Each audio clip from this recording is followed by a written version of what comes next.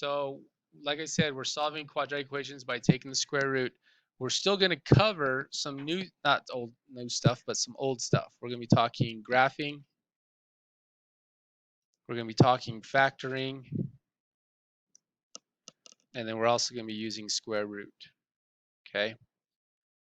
You also have the quadratic formula, which was x equals negative b plus or minus square root b squared minus 4ac all over 2a. And then you also get to, just out of curiosity, anybody ever done completing the square? Oh, I love the blank stares. Great. Love completing the square. My guess is you haven't. That's fine. Okay. So let's first of all, let's just do an easy one. So let's look at graphing. Okay. Let's graph x squared equals 4. And we're going to be looking for solutions. Okay. Now, it's going to be easier if we set this equal to 0. Okay. So we're going to have x squared minus 4 is equal to 0. And I get it. This one I would definitely factor. Okay. This one would be so much easier just to factor, right? But I want to give you an easy one to graph. So if I just do a quick little 5 by 5,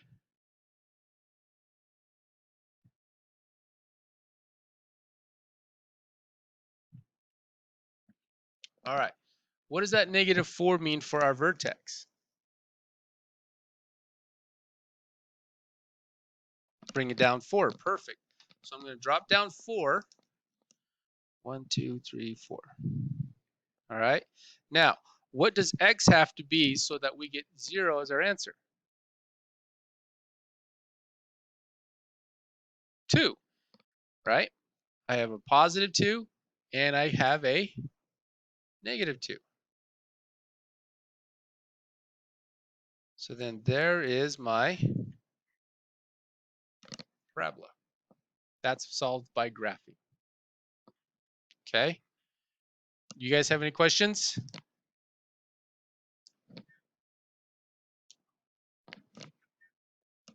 It's probably because it is to the second power. All right.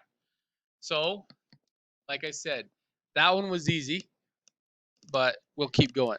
How about, now you guys were supposed to do, you were in geometry last year, so you already did factoring. Okay. So x squared, let's factor this one real quick just to kind of practice, right? So this one, we'd bring it over again, just like that.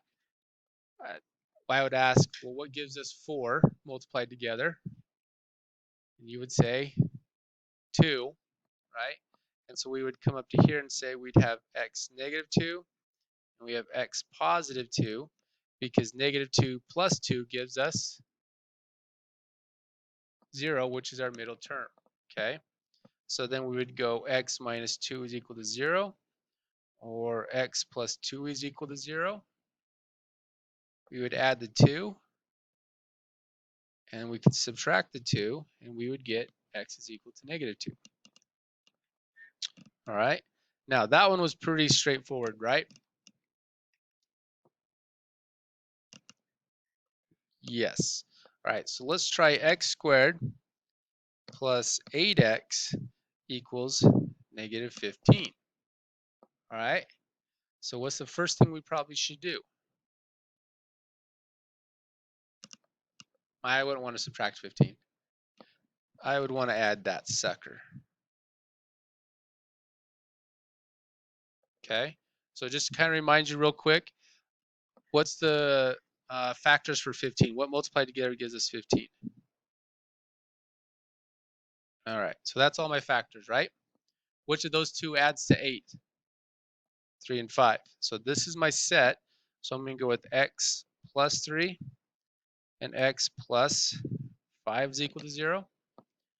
So then I have x plus 3 is equal to 0, or I have x plus 5 is equal to 0. So x is equal to negative 3, or x is equal to negative 5.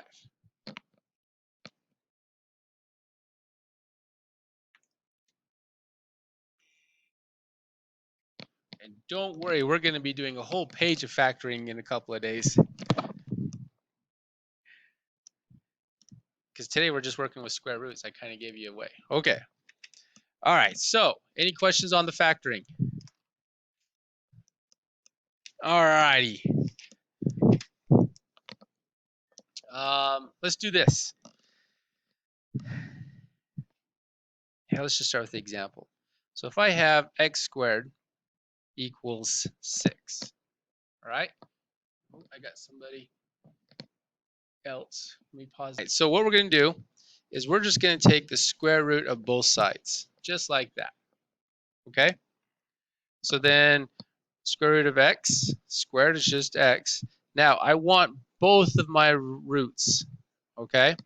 Because it's a parabola, it's going to cross the x-axis twice, okay?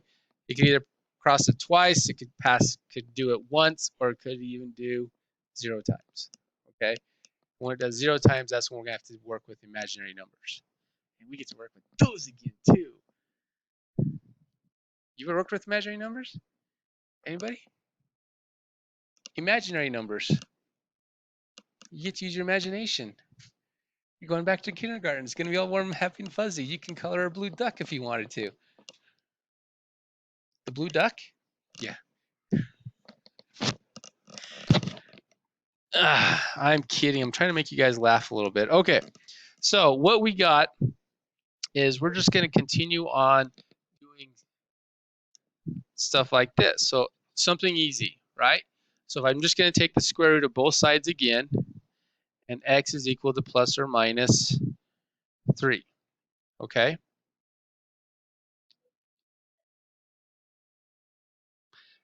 Yep, this is going to be our exact answer, okay? Right, if I was to graph it, then I would want to use the decimal approximation, okay? But because I'm not graphing it, I'm just taking the square root. I want to leave it as simple as it can be. And that's as simple as it can be. Okay? Now we can do stuff like this. Let's see here. Let's do x squared is equal to 8, right? So kind of like what we were doing yesterday, we're going to take this square root. We're going to have plus or minus. Now, kind of show you this one. What gives us 8? Perfect. And again, I'm just looking for pairs. There's my pair of convicts. How many make it out? Just one. And this guy, he's a goody two-shoes, and he just stays in jail. He's only got 3 months left. He's not trying to escape. He snitched. Yeah, that's right. He turned his life around in the big house. I like that answer better. Okay. Now, we can continue on with this. Now, we can also do stuff like this. Let's see. Let's do x squared is 6 over 81. Even though 3 can go into it. Okay. So what we can do is we can take the square root of this, right? And when we do this, what we're doing is we actually can break this up to being the square root of the 6 in the numerator and the square root of the denominator, like that. Okay? And then I come up to you guys and say, well, what's the square root of 6? This is the square root of 6. It doesn't simplify. How about the square root of 81? 9. Perfect. I put plus or minus there. Now, can I simplify the square root of 6 over 9? And the answer is going to be no. Okay? And that's because it's the square root of 6. All right? I have to first do that square root before I can simplify it. And the square root of 6 is going to give me 2.5, something like that. 2449. So that is actually not 6. It's the square root of 6, which is approximately 2.449. Okay? So we can't simplify that. We're just going to leave it as this. Okay? What we do know, okay, how about this? If I have this as my fraction, right? B has to be greater than 0. Why does B have to be greater than 0? because you can't divide by 0. You divide by 0, kittens and puppies die. Okay? So don't divide by 0. Okay. Now a, however, can be equal to 0. Because I can have 0 in the numerator, and then 0 divided by anything is going to be 0. Okay? So that's something really, really nice and easy for us. Just remember that b can't be 0 because kittens and puppies will die. Traumatize you, that way you'll remember it. Okay. Sweet. So we're going to do a couple examples.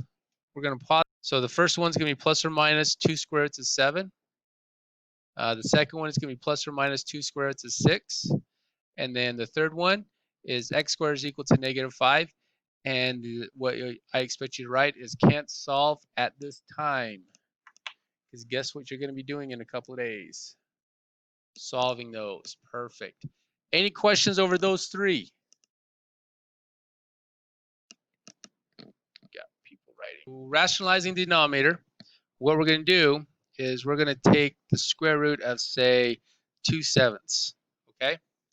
Now, 2 is prime number. Nothing can simplify it, correct? 7's a prime number. Nothing's going to simplify it, correct? Correct. Okay. Now, this is going back to when we didn't have calculators, okay? So what we're going to do is we're first going to break it up to being two exponents like that, okay? Not exponents, radicals. What we're going to do is we're looking at the denominator here, and I'm going to multiply it by whatever that is. Since this one's the square root of 7, I'm multiplying by the square root of 7. And whatever I do to the bottom, I do to the perfect. Now, if you look at it, if I just cover that up, what's the square root of 7 over the square root of 7? That's just 1. So we're actually just multiplying by 1. Crazy to think about, isn't it? All right.